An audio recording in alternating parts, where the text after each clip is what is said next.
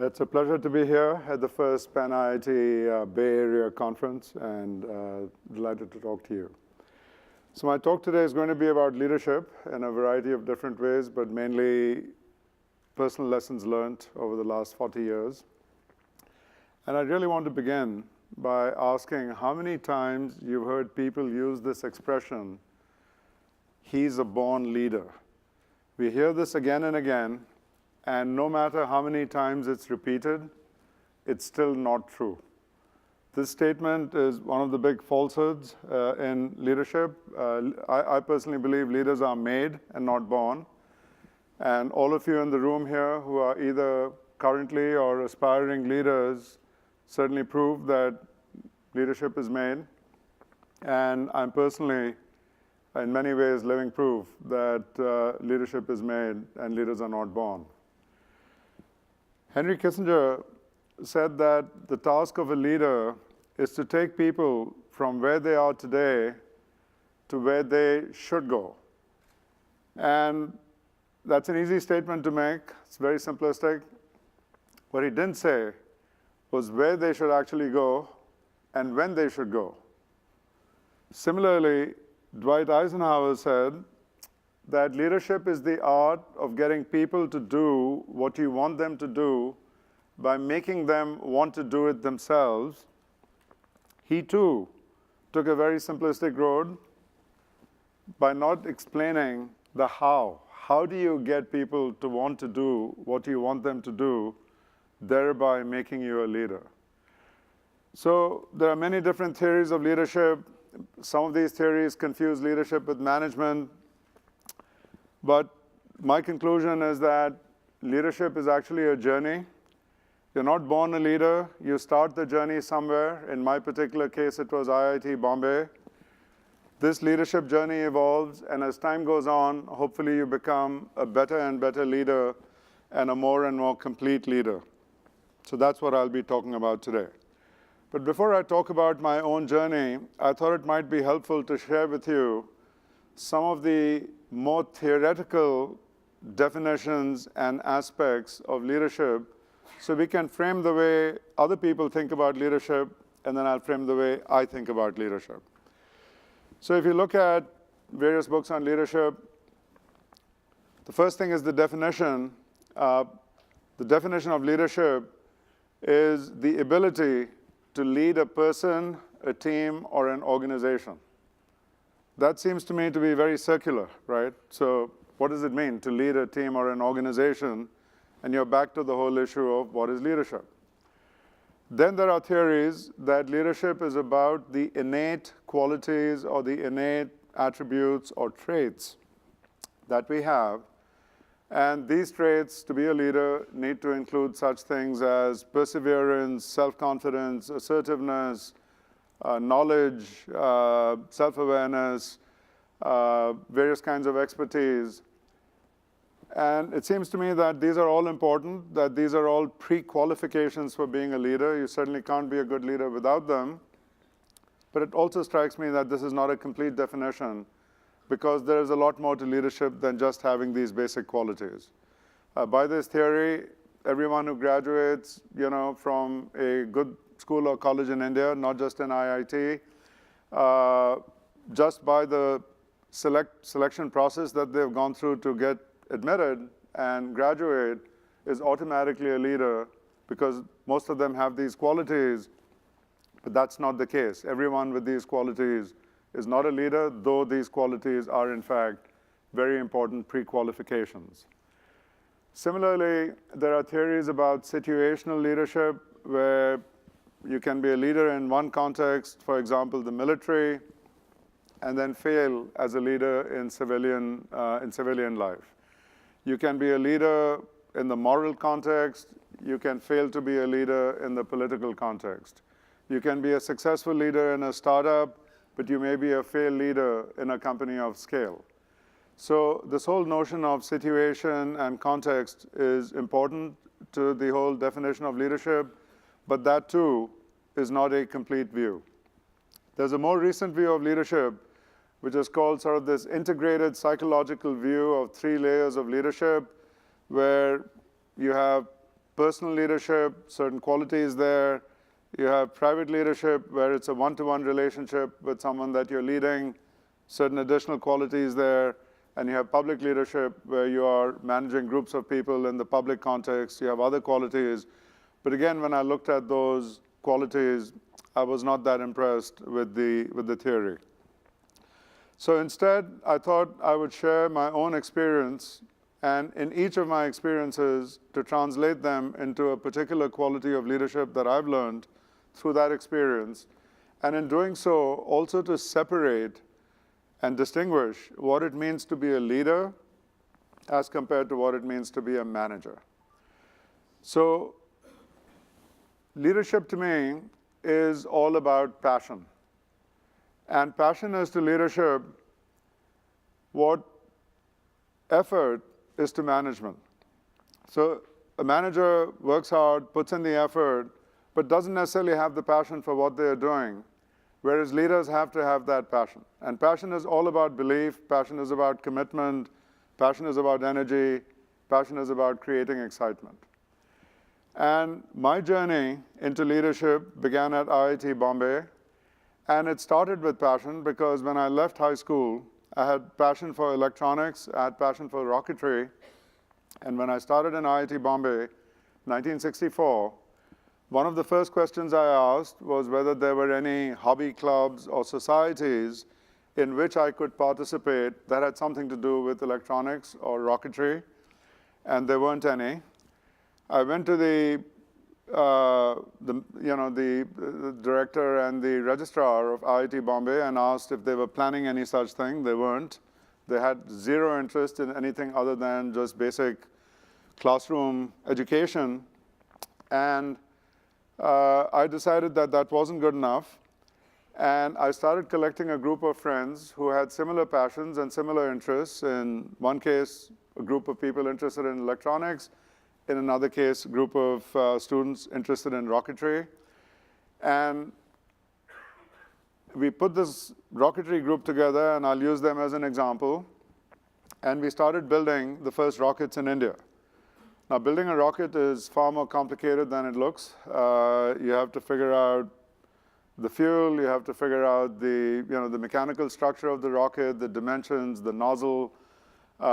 These are not, parts that you can just go buy in the open market and keep in India. This is now 1965 in India, so not the easiest thing to do.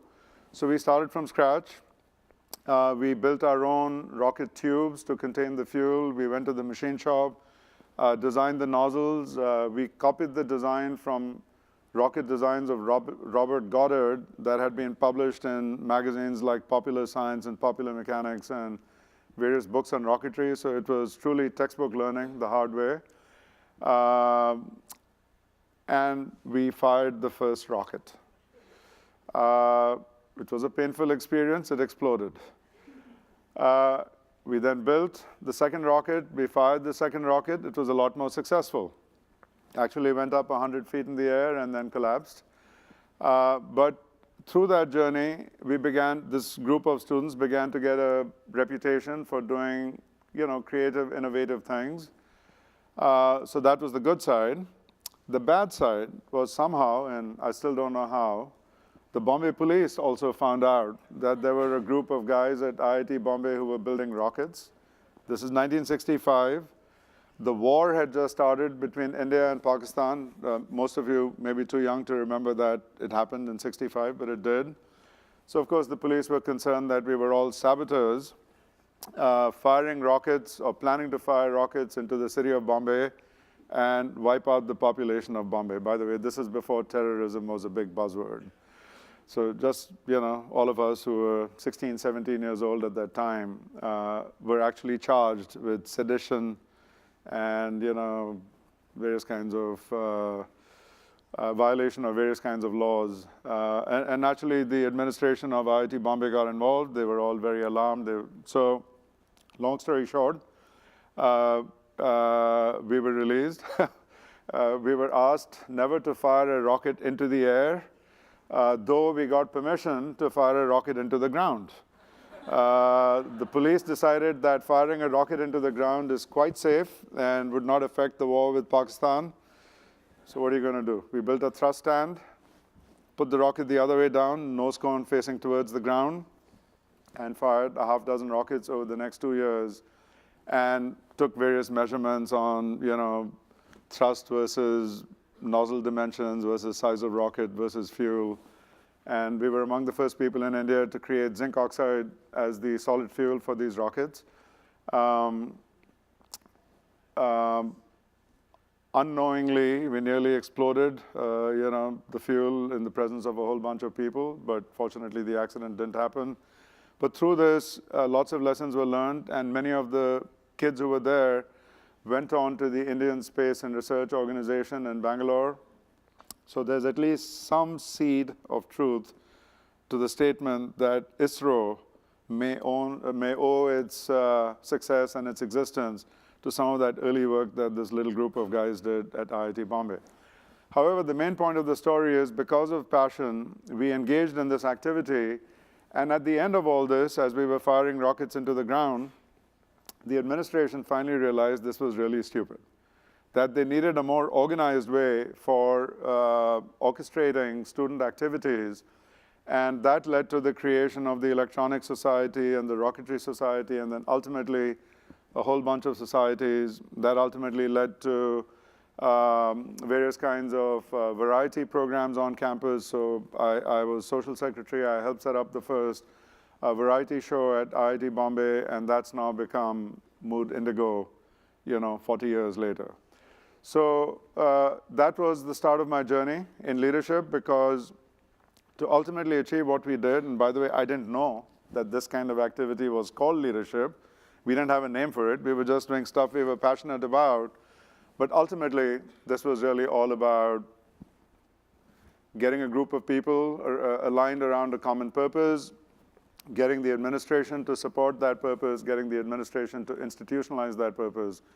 Today, people would call that leadership. In those days, we didn't have a name for it. The next big aspect of leadership is trust. And trust is to leadership what respect is to management. Managers have to be respected, but leaders need to be trusted. And trust is what causes followers to follow. It's what causes believers to believe. And trust is not something you earn overnight. So trust is the result of a long accumulation of things that you do in your life that makes people believe that when you have a vision, you are going to see it through for the long term.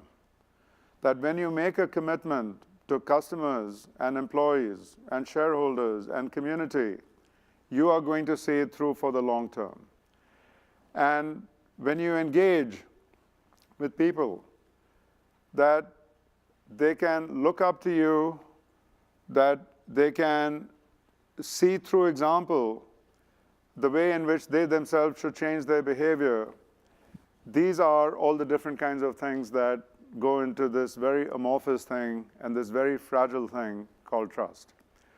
So my journey in understanding the importance of trust as a key dimension of leadership was with one of my first companies, which was American Robot in Pittsburgh.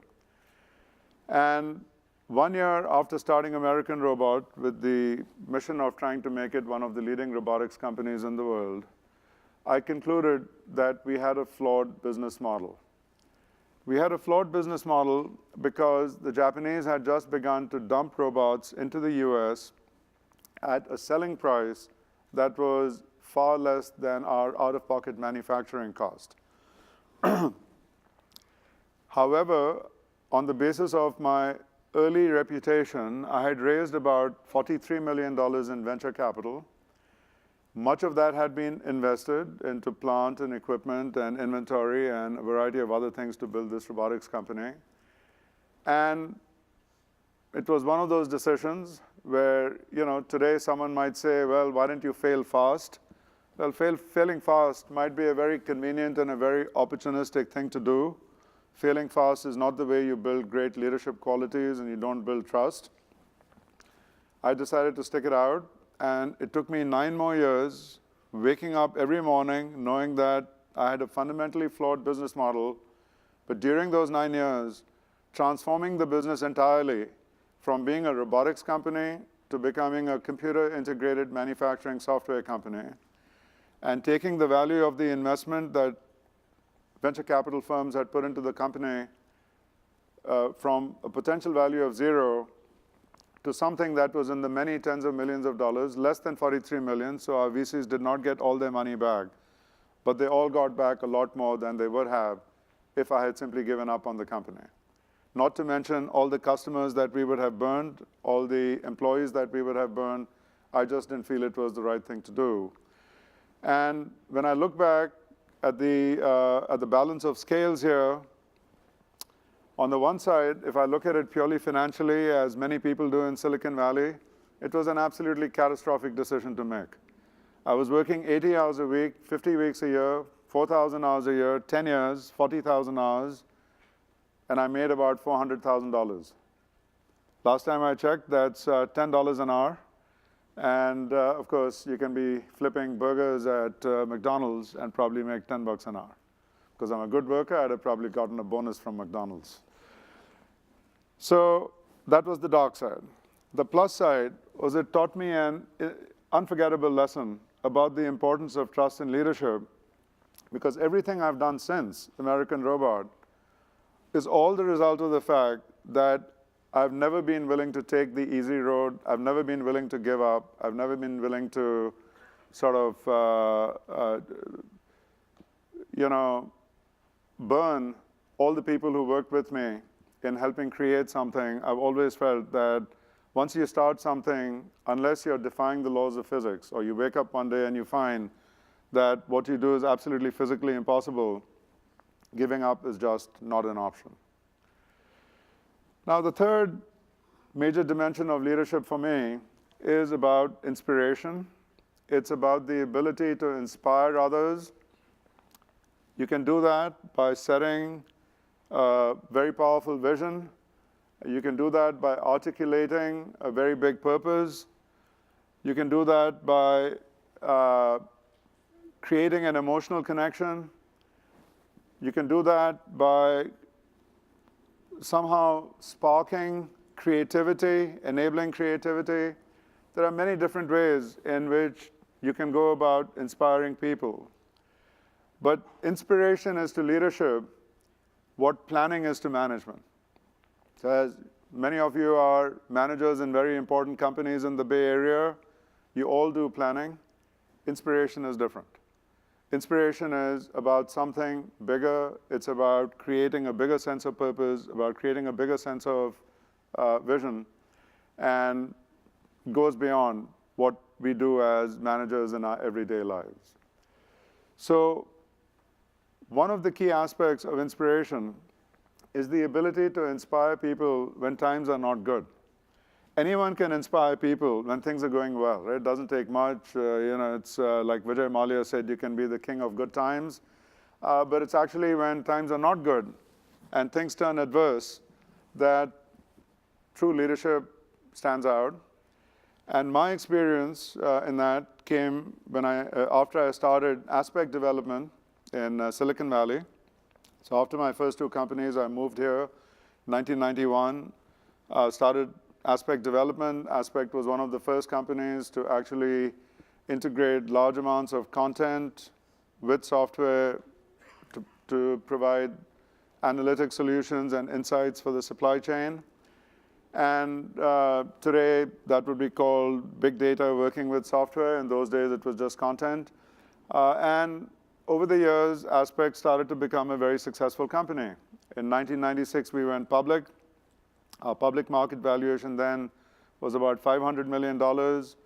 And the stock climbed. And at one point in the end of 1998, the stock reached a value of $60 a share, which would have been about $2.5 billion. Now, clearly, that high valuation was not fully justified by the performance of the company. It was partly the high performance of the company, but mostly the building of the bubble, the technology bubble that you saw happen in 98, 99, 2000, 2001. But Q1 99 comes around, and on March 31st, 99, we missed the quarter. We had expected to win 3 major deals. We were a public company, 3 major deals, any one of which would have allowed us to make the quarter. None of those 3 deals came in on March 31st. They all came in between April and May. So a 30, 60-day slip in winning these big deals with companies like Motorola and Emerson Electric led to a collapse of our stock price from $60 a share to $6 a share. This happened in about 2 weeks. And one of the big challenges for me was, how do you preserve the organization? How do you continue to earn the mantle of leadership from all the people who work for you and all the customers who put their faith in you? And that led to, I would say, a 24/7, 2-week period in which I completely redefined the vision of the company going forward.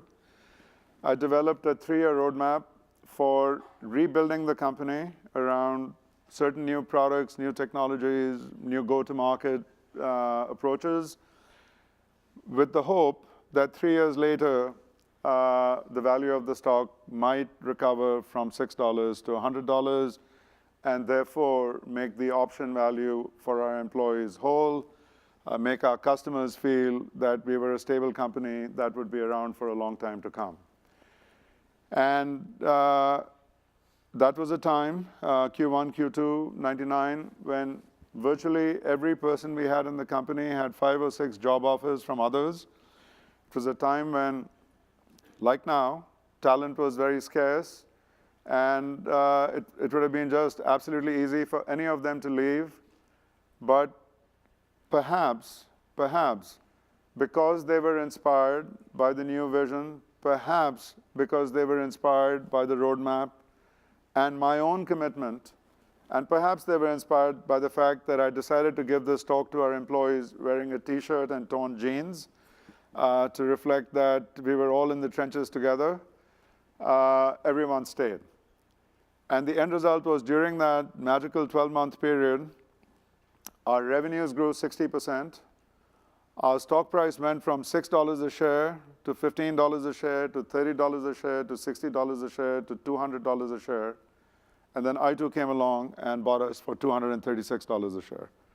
And I2 brought us exactly 10 months after I gave this talk to the employees. But it wasn't just a talk. It was a true belief in that vision. And then we began to execute that vision. And it was the combination of the vision and the execution, and the fact that all the employees stayed with us, and the fact that all the customers stayed with us, that made all this possible. So that's the power of inspiration as a key element of leadership. The 4th lesson that I've learned is about influence. And influence can be achieved in a variety of different ways, but one of the best ways is through shared values. And influence is to leadership what control is to management. So if you're a manager, you have a team that works for you, 10 people or 10,000 people, you have complete command and control ability to get them to do what you want them to do, or at least to hope that they will do what you want them to do. Influence is different. It's about how you use your values, your ability to mentor, your ability to guide, your ability to challenge, your ability to push, your ability to pull, and to do all this with the goal of making things better for your team, your organization, or your community. And this is a lesson that I've learned at Symphony Technology Group, which is the group that I started about 12 years ago. And the mission of Symphony Technology Group sounds very simple. It's to build a bunch of great companies at the intersection of data, analytics, and software in different vertical sectors of the economy. And over the last 12 years, I've built the group from startup to $2.7 billion in revenue this year and 15,000 employees. We have companies, a group of companies that serve retailers and brands. We have a group of companies that serve the healthcare ecosystem. We have a group of companies in the talent acquisition solution space. And all this is not possible to do just through control, because each of our companies has a CEO, has a management team, and I have to work by influencing them. And the way I influence them is by setting a common set of values at the Symphony Group level, and then by getting each of our management teams to adopt those values and live those values every single day. And I think that's one of the main reasons why Symphony Technology Group has grown the way it has and has, the potential for success that it seems to have. A fifth key dimension of leadership, and in my view, perhaps the most important dimension, is about giving. And giving is to leadership what demanding is to management. So managers demand, leaders give. And you can give in a variety of different ways. You can give time, you can give energy, you can give money, you can give to the person who works for you, the team that works for you, the organization that you're part of, the community that you're part of. And one of the ways of giving is philanthropy. So about 12 years ago, I reached the conclusion that while I had given everything I had to give to our companies, I had given relatively little of myself to the community. And so I started the Wadhwani Foundation. And the mission of the Wadhwani Foundation is to give away 90% of my net worth, much of it hopefully during my lifetime. And the focus of the foundation is around accelerating economic development through job creation, and job creation through the combination of accelerating entrepreneurship, innovation, and skilling. And of all the things I've done, I have to tell you that it's been one of the most fulfilling. So when I look at all these things taken together, let me just close by saying that you are the elite of the elite, right? Just to get into the IITs that you got into, you were in the top 1% or the top 0.1% of all Indian students who applied. And you're not just in the IITs. You're IITians who are in the Bay Area. So you are a further selected elite subset of that 0.1% that got into the IITs in the first place. You all have the prerequisites for leadership. We talked about them, self-confidence, assertiveness, know-how, problem-solving ability, you name it, you've got it. I'm not going to belabor those. But to be a true leader, it's all about passion. It's not about effort. It's all about trust. It's not just about respect. It's about inspiration. It's not just about management planning. It's about influence. It's not just about control. And most of all, it's about giving. So I think all of you have the opportunity to be, and I fully expect you to become, the great leaders of the future in the Bay Area and beyond. And good luck, and thank you.